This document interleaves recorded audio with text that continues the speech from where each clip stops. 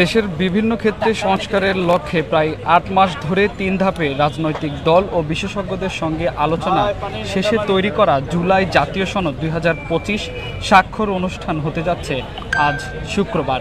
সেটিকে কেন্দ্র করে দর্শক এই মুহূর্তে আপনাদেরকে দেখানোর চেষ্টা করছি, যারা জুলাই যোদ্ধা রয়েছেন তারা কিন্তু এই সংসদের একটু আগেই কেউ সংসদের যে গ্রিল রয়েছে সেটির উপর দিয়ে পার হয়ে ভিতরে গিয়েছে এবং সেই সাথে এখানে আরও অসংখ্য জুলাই যোদ্ধা অবস্থান করছে মূলত ভিতরে যাওয়ার জন্য। তবে তাদের মনে একটি আক্ষেপ যে তাদেরকে ইনভাইট করা হয়নি এবং ভিতরে প্রবেশ করতে বাধা দেওয়া হচ্ছে, সেটি আপনাদেরকে দেখানোর চেষ্টা করছি।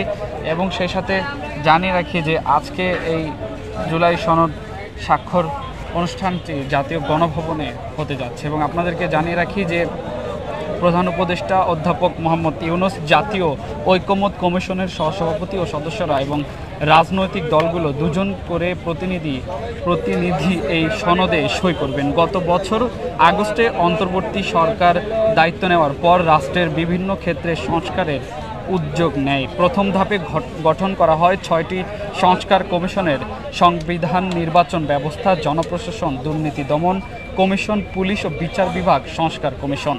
সংস্কার প্রস্তাবগুলো নিয়ে দলগুলোর সঙ্গে আলোচনা করে জাতীয় ঐকমত্য কমিশন প্রথম পর্বে ৩৩টি ও দ্বিতীয় পর্বে ৩০টি দলের সঙ্গে আলোচনা করে ঐকমত্য কমিশন গত ফেব্রুয়ারি থেকে জুলাই পর্যন্ত সময়ে দুই পর্বের আলোচনায় ৮৪টি সংস্কার প্রস্তাবে ঐকমত্য ও সিদ্ধান্ত হয়।